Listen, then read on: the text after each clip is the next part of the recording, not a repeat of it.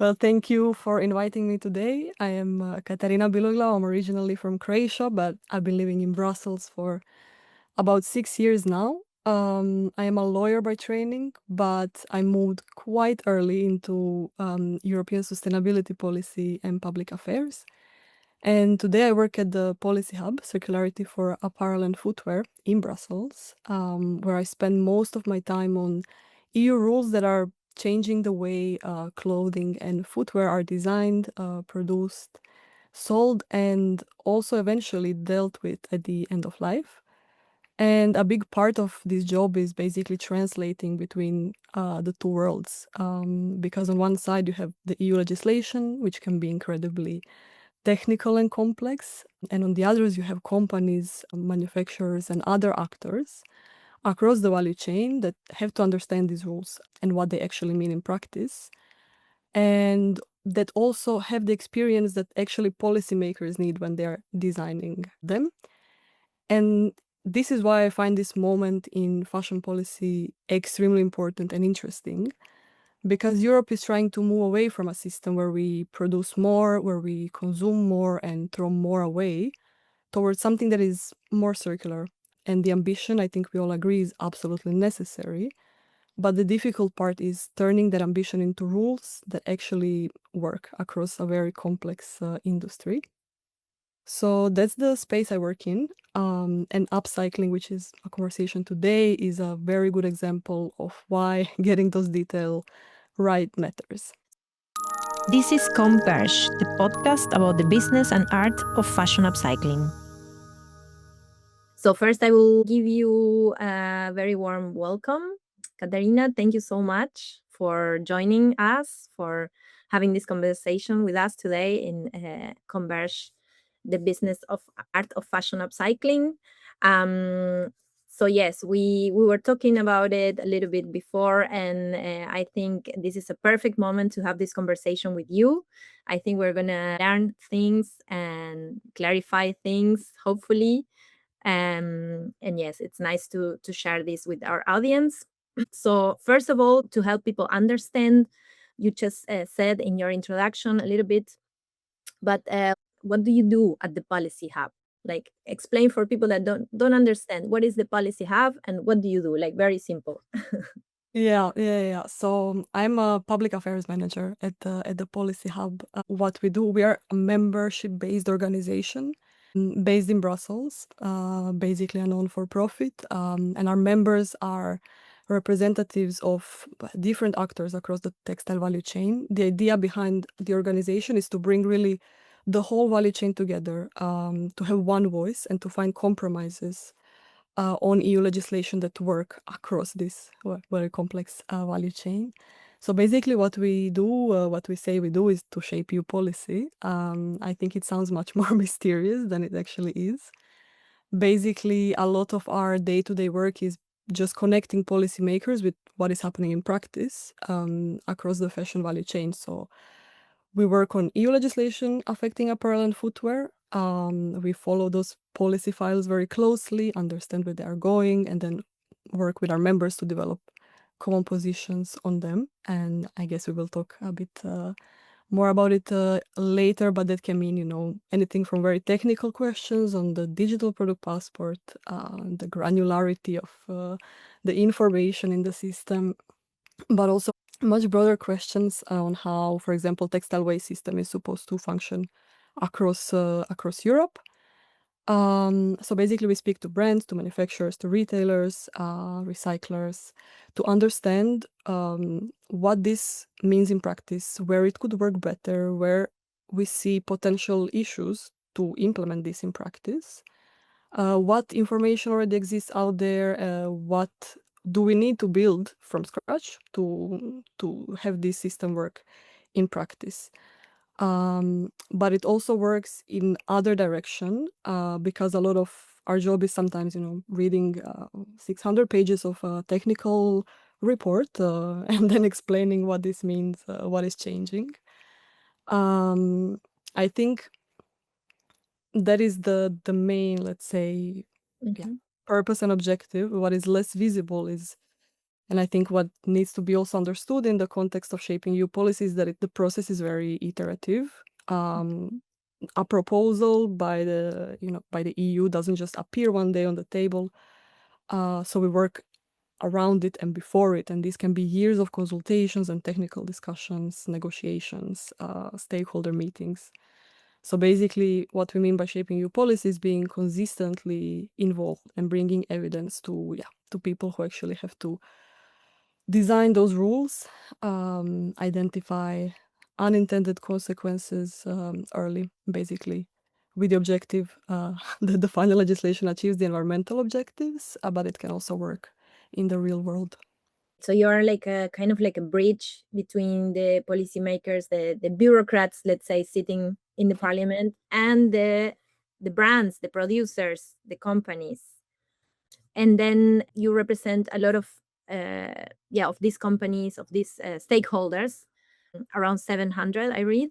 Is upcycling represented in any way? Yeah, the 700 stakeholders we represent are also direct and also indirect members, because our members are also environmental organizations like Mhm.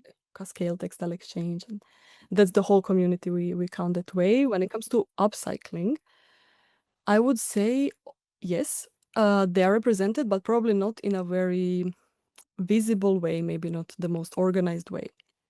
Basically, in the Policy Hub, upcyclers are not a group that is a distinct constituency at the moment, but it's definitely part of the circularity conversations, and you see it everywhere, from European projects to discussions around reuse, repair, waste prevention, especially circular business models that are a big conversation today. But I don't think upcyclers have a strong or unified voice in Brussels that are saying these are the realities of fashion upcycling business, and Mhm. this is how the EU legislation will affect us. There are organizations that represent reuse, are actively advocating for reuse, but not specifically for fashion. So that's kind of how I see currently. It's a bit fragmented, and yeah, maybe not fully unified. Yes. And imagine, because in general, like upcyclers are small brands, small businesses, Yeah. very small, micro, I will say, most of the cases that I know. I think we still lack like a kind of like a chamber, Yeah. like something that really represent us, and in general, small businesses. No, indeed, I understand it's more difficult, obviously, because Yeah. big brands are very well represented in Yes. Brussels. They just simply have more capacity. They have full public affair teams. Mhm. But there is definitely a need to also bring those smaller voices Yes. in some form. In mind, maybe I can go to Brussels from time to time. But nevertheless, even if we are very small, we are there, and we, of course, are getting also affected by all these changes. And when we presented this episode, we talk about this situation of having the consultants at the door, and this is true story. In my case, I can say, because as soon as all these changes started, I started getting emails from private companies offering me their services. And in a way, some of them, they were really like trying to scare me about things that will come into place soon. And I have to be prepared, otherwise, you're going to get fined. Mm. Let's talk about what's happening right now with this new regulation about packaging coming into effect in the 12, like in 2 days, actually. I see all small companies, small brands stopping their shippings inside the European Union until they understand better what's going on. Considering all this kind of like big buzz going on, and of course it is true, what do you think is the big picture in the EU fashion regulation that we as upcyclers, and let's say also small brands, should know about, what we should actually care about all this? Sure. I think, yeah, it's quite tricky to assess when an email, maybe from a consultant, is immediate or important. As there is a lot of legislation coming. At the same time, some has already been adopted and is in the process of being implemented, like the packaging and packaging waste. Some is still being developed. Some is being revised or simplified. So yeah, I understand the confusion, but I think to put it in the big picture, what is important to understand is indeed fashion is moving from, yeah, it's moving into a very different regulatory environment today compared to what we've been handling in the past, because for a long time fashion was in some way regulated, but mainly with regards to general product safety, chemicals composition, obviously fiber composition on the textile label, and basic consumer protection rules. That's still there, but we are adding a circularity layer. So the idea is that regulation really starts to look at the whole life cycle of a product to influence how it's designed, how consumers approach purchasing the product, and how long maybe we keep the product in our closets, and what information needs to be available about it throughout every step of its life, and also what ultimately, when it becomes waste, what happens with it. So for upcyclers, you could say all of it is relevant, but maybe to name a few that you maybe hear most about these days. Yeah. The first is ESPR, or Ecodesign for Sustainable Products Regulation. This one is in everyone's ears all the time. And this is the framework that has already been adopted and allows the EU to introduce specific product sustainability requirements, including for textiles. Now the work has started, preparatory work for apparel textiles. So the detailed rules for apparel textiles are being developed. The process has started several years ago and is nearing the final stages, but it's not going to be, let's say, adopted until we expect the end of next year. So there is still a lot of work actually to be done in this preparatory stage. And here, what we are looking at currently, and what the research bodies of the EU institutions are suggesting, is to look at mainly information about the product. So the idea behind the SPR was to introduce both performance requirements, so what actual design you need to, change or implement. But now we are moving towards more information requirements in the first stage. It's still a mix, but that's kind of the general direction. And we are looking at things like information on robustness of a product, Mm-hmm. information on recyclability, environmental or carbon footprint, repair services, if any, are available via the digital product passport. And then obviously the minimum performance requirement, which is recycled content, which is a very complex conversation, and it's still very much being in the process of going back and forth on the details of it. I think for an upcycler, what is often tricky with ESPR, or even with waste legislation, extended producer responsibility, is understanding if the scope of your activities are in the scope of these legislations in legal terms, basically understanding how the law treats what you are doing with the product. And I think these legal details are very important because the law distinguishes, if you are selling a second-hand garment, that is one thing. But if you are repairing or refurbishing it, and it remains essentially the same product, it is another thing. And then if you are remanufacturing it, so if you take an existing garments or materials and transform them in a way that the law would treat it as a new product, then you can be in a different position again, and most likely then you are assuming the position of a manufacturer, of a producer, and assuming a lot of those responsibilities intended for producers.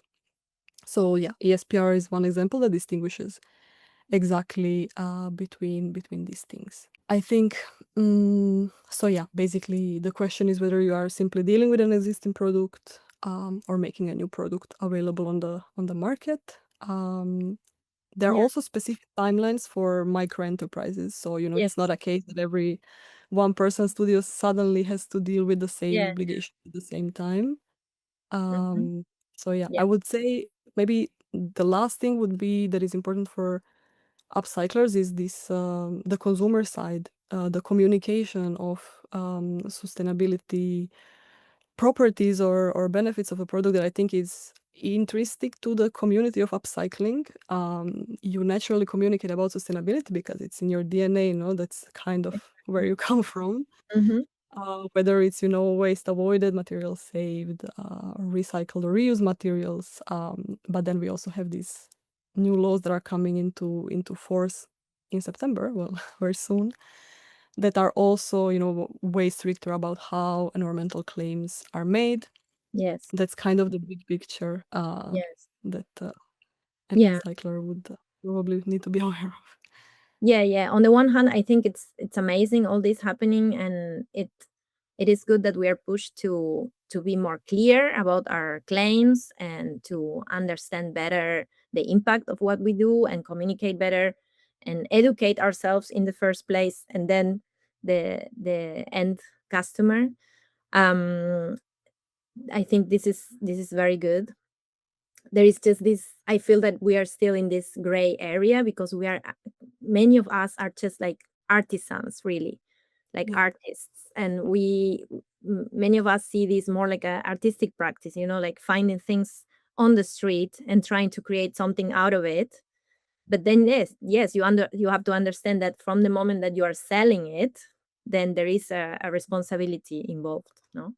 And you already named the digital product passport, and before the new things are happening now, like the regulation about the greenwashing and the packaging, this was like until some weeks ago was like the big buzz about the digital product passport, the DPP. And I know that this is at the moment for very small companies or small companies with less than 10 employees and up to 10 million revenue a year. It's just voluntary. What can you say specifically about the DPP? What it's important to know, and what does it actually mean? What does it actually intend to give? I think the first maybe clarification about the DPP is that it's not mandatory yet for anyone when it comes to textiles DPP, right? It's because actually the rules are still being developed. Yeah. There are product passports linked to other product types like batteries, for example, like toys, etc. But that's another conversation fully. So the rules are being developed. So there is no need to have a DPP for anyone yet. But what essentially it is, it's a digital record that is linked to a product. And under ESPR, it will be accessed through a data carrier on the product itself. So like a QR code or RFID, if we're talking about the different technologies. It should be technology neutral. And basically it will contain the information that is defined in this textile specific, what we call delegated act, which means legislation after this main framework legislation. So for textiles, the detailed rules are still being developed, but we do know quite a lot about, let's say, the areas that are being considered, because that's basically this preparatory work that I've been mentioning that is ongoing in the background. I mentioned a little bit before that it's looking at possible information requirements around robustness, recyclability, recycled content, environmental or carbon footprint, and a few others. When it comes to the DPP, what the conversation is now is how information linked to those requirements can be made available to different users and on different granularity levels via this passport. Maybe to give you an example, robustness is something we are discussing quite a lot. I mean, all of it is being discussed quite a lot, but robustness is interesting. It's been chosen as a, let's say, a proxy instead of durability. At this stage, durability was the research body of the EU institutions said that maybe it's too complex to assess the durability of a garment throughout its life cycle. So they chose the robustness parameters like dimensional change, spirality, etc.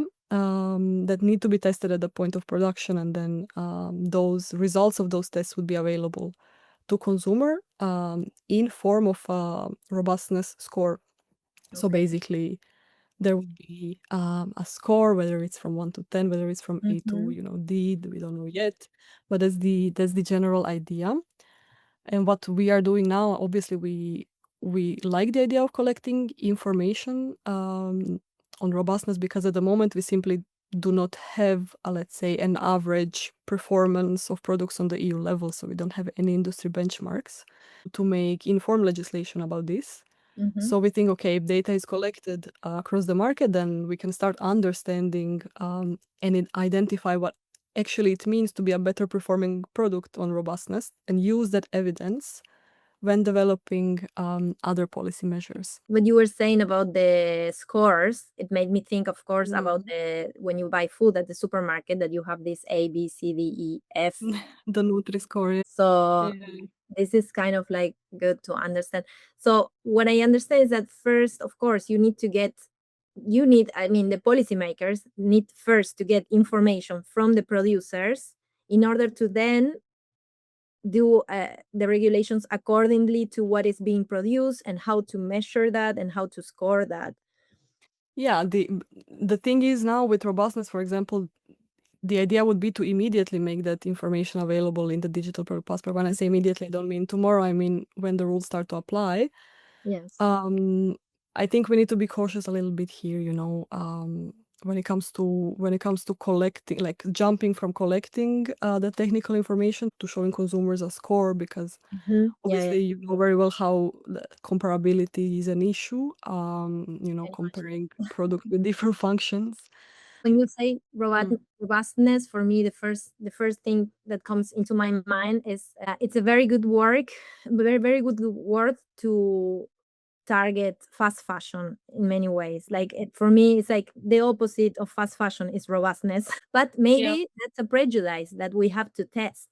So maybe there are different kind of companies, but the wording is so important, right? Like as you Yeah, said, the details around it. Yeah, exactly. how I to measure mean, all this, quite complicated. mhm. Yeah, no, it's And also about how different materials perform on these different tests, because sometimes, polyester, which maybe is a bigger indication of fast fashion, will perform way better on the test on the dimensional change than cashmere sweater. So that's also yeah, something that needs to be carefully assessed. and then there are also from the consumer side, right?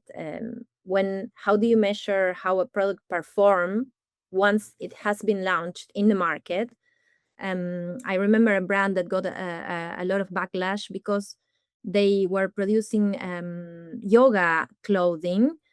The public started complaining after the product was already in the market, and this has happened with many many different kind of products. But because when they were using these tights for doing yoga exercises on a certain position, the piece will become completely see-through. That is ringing a bell, actually. So I guess there are so many layers, about security also. I think about workwear. I don't know, Yeah. many things. But then let's go back to my little corner. I Yes. guess also adds a new layer of complexity when you imagine that we use textiles that sometimes it's difficult to understand what textiles are we finding in the street or from donations, or when we buy kilowise here in Berlin. There is an association that they collect clothes for the homeless people, but they do a really good work because everything that it's broken or is not useful for the homeless, they sell kilowise to us, to Okay. upcyclers. We can go there to this place and buy kilowise denim, corduroy, ties, silk, whatever. But sometimes you don't find it so organized and you cannot know what material is it. Yeah, yeah, yeah. So I don't know. I think about all this regulation coming into place for us, and we have this question. Like we wonder if these things are being taken into consideration, like how to Mm. deal with this situation of sometimes we don't know what material we're using. Yeah, yeah, yeah, exactly.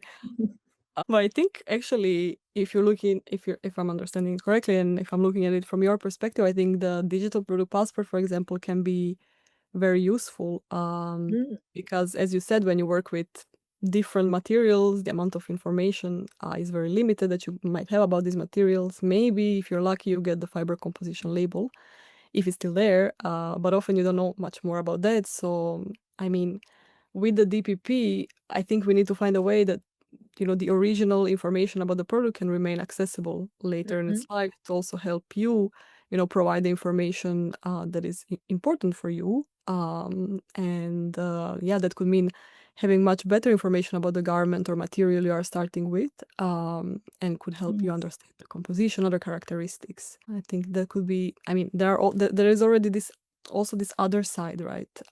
Because you also don't know if you will have to be the one putting information then later in the digital product passport itself, or if you will have to make a new digital product passport. These are the harder questions that are still being discussed, and a lot of conversations currently about the digital product passport in general. I think technology is going to help us a lot there. Like if we can access it, if technology is made available that we can, I don't know, somehow like scan a textile and know already the data, that will be amazing. Something like that. I imagine like in a Black Mirror future, scan a textile and bloop, it comes. Hopefully with a positive twist. With a positive, yeah. And then there is also the question like, okay, these things come into place now. Like who does the control of it? Like who does the enforcement of this law? How does it work? Yeah. So the enforcement is always in the responsibility of national market surveillance authorities in each member state of the EU. Sometimes you will have the EU body created specifically for purpose of, monitoring or like compliance or trying to coordinate all of these bodies to enforce in the same way. Because also depending on the type of law, sometimes different national authorities can interpret something very differently, and you can get a fine for something in one member state, and in other is completely okay. So those are important things that we also need to consider when we are talking about how to enforce. I think what is also important to understand is that authorities cannot check every product that is entering the EU market. The volume of products on the European market, especially in fashion, is enormous, and particularly with the growth of e-commerce imports, especially from non-EU countries, and market surveillance authorities have limited capacity. And we are already the EU is already understanding this and recognizing how big of an issue it is, and that we need more and better market surveillance as these also now more sustainability requirements are being introduced. So I think also one way to approach this is risk-based, right? This is already how it works in many cases.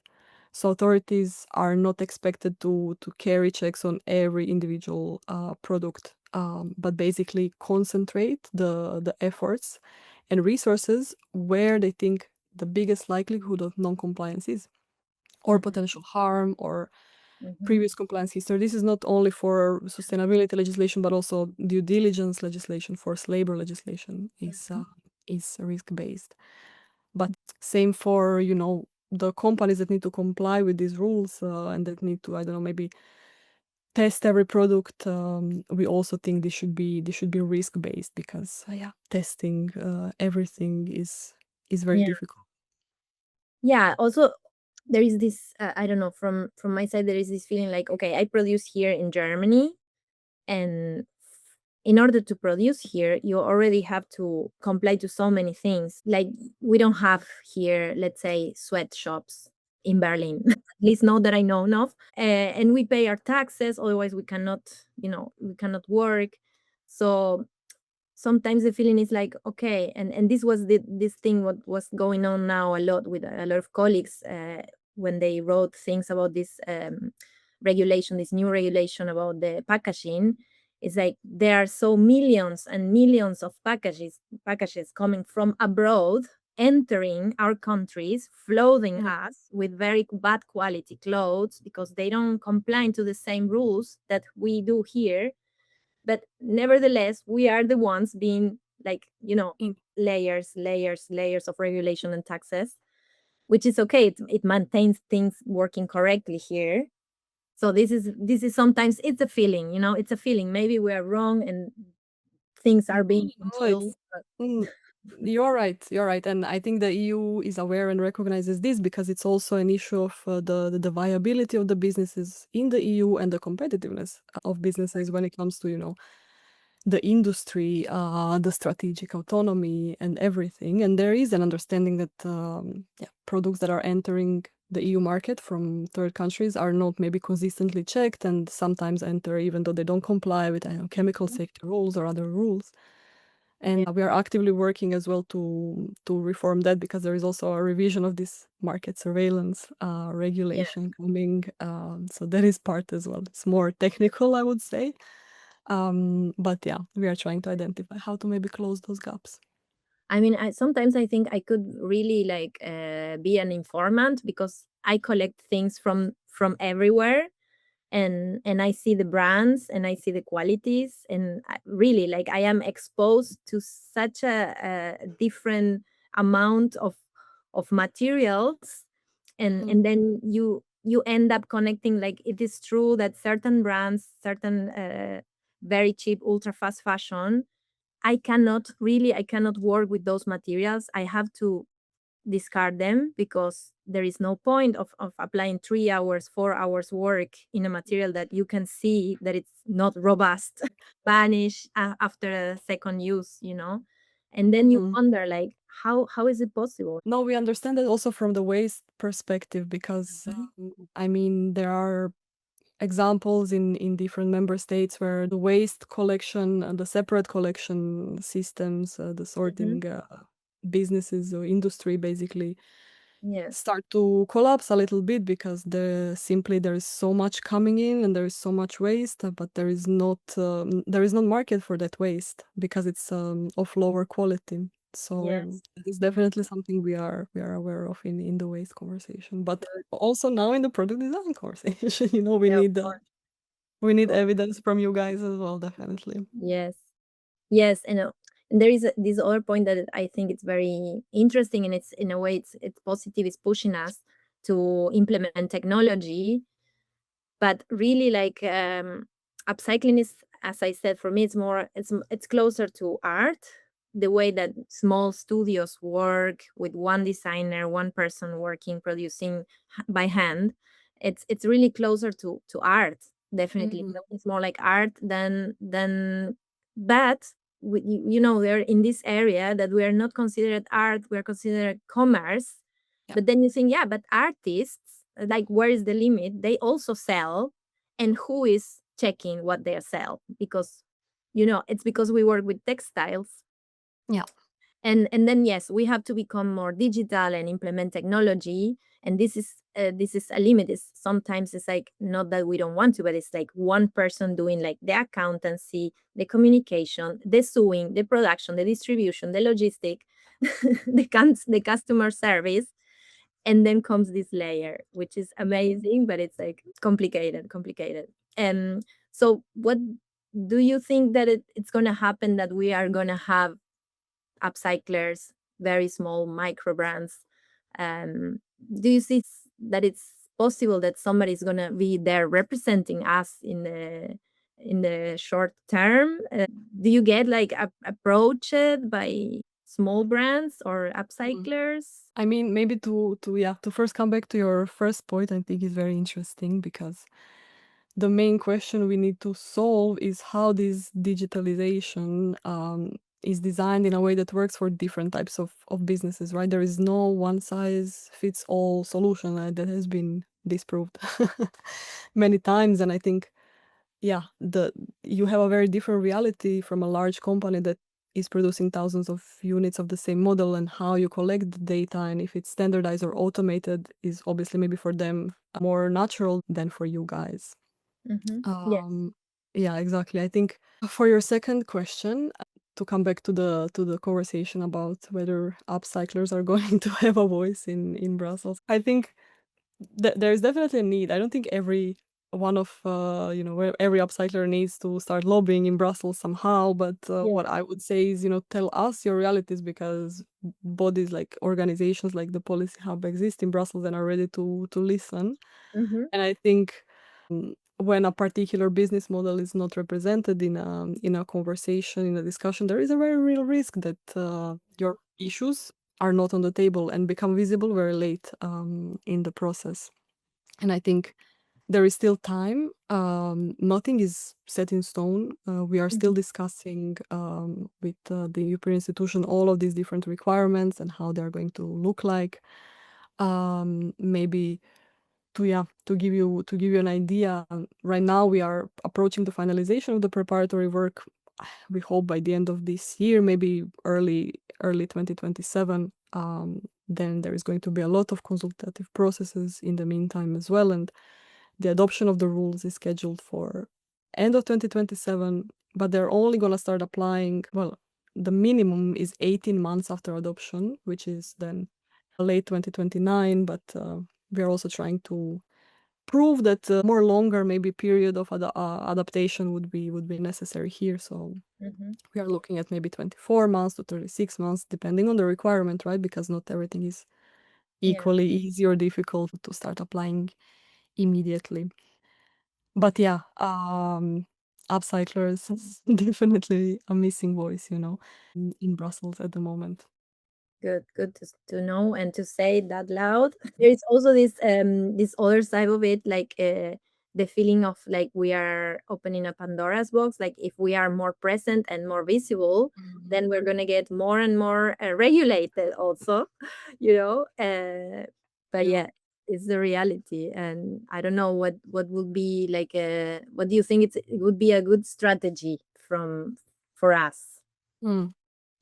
I don't think your businesses would necessarily start to be more regulated as a result of increased advocacy activities. But you can bring to the table maybe is also how to, but not everything requires regulation or restriction to be improved, right? But sometimes you need regulation to maybe remove some barriers that you have.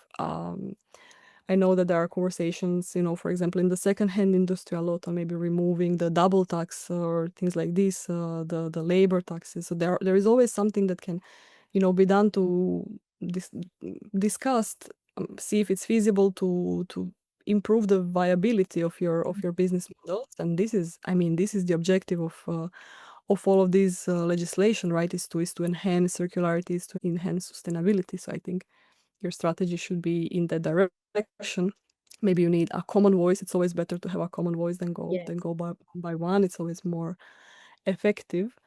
That So would be my maybe your message for us would be like try to organize ourselves and get like somehow get out there and speak louder about what we do, what we're missing, what we exactly. can bring to the table. Because I think this is the sad part of not being represented is also that we are not bringing the knowledge that we have Yeah. worked really like grassroots, like on the ground, on the communities.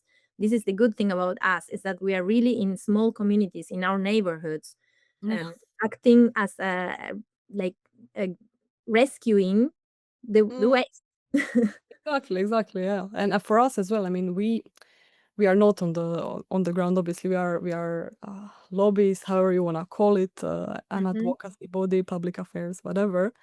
But often when we get connected through a member to someone like a farmer on the ground that is Mhm. growing cotton and is explaining, the issues with growing, with everything, with the environmental footprint or other things, due diligence, deforestation, different regulations.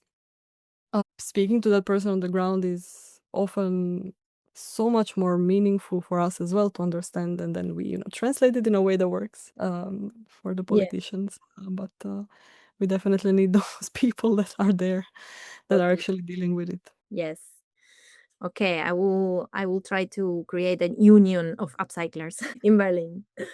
It will be possible. I mean, I work in different collectives, and in one place we are 14 people, in another we are Oh, gonna be now 15, opening a new shop. We are 6 in another collective, and in my studio we are 3 different people.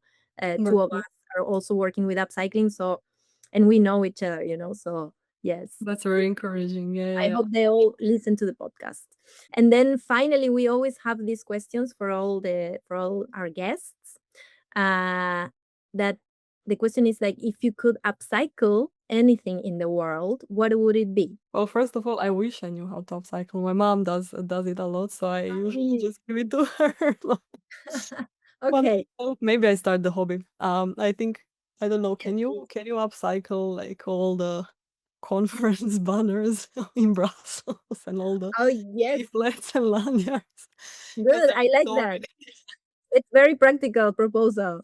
I mean, there is so many events and conferences in Brussels, and everything gets forgotten after Wow. a day of an event, and it's such a shame. I think that now there is maybe a bit more. It's starting this awareness of maybe recycling, but upcycling would be nice as well if it's Yes. possible.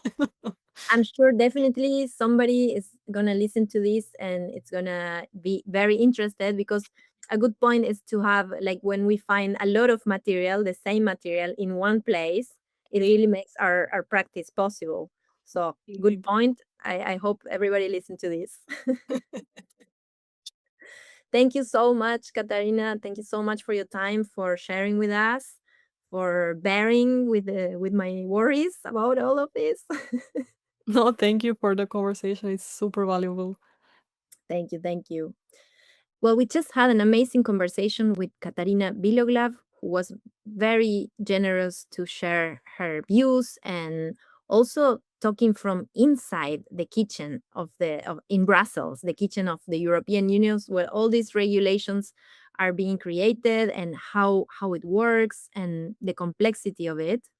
And well, for me, it was also very insightful, and I was happy to give my point of view as an upcycler and to try to confront this reality, like the creation of the regulations, how it happens, how complex it is, and on our side, on our end, how we receive all this happening right now in the European Union. And if after listening to this conversation you still have questions, please send your questions. Let us your comments, and we will be happy to keep going the conversation. And in the context of these regulatory changes in the European Union, we still have a lot of questions, and we are going to continue asking these questions to the relevant people, to the people working in the regulations, in the frameworks. So we will be sitting down with Dr. Luca Consieme. He's a program lead for sustainable lifestyles at the Hot or Cool Institute. He's an expert for well-being economy and sustainable lifestyles. And we will ask all these questions we have in our heads, specifically, of course, from the perspective of upcyclers. And we ask ourselves, for instance, at some point, how sustainable is what we are actually doing, and how we can measure it, and also how we can communicate and report this to our community. So stay tuned for the next episode with Dr. Luca Consieme.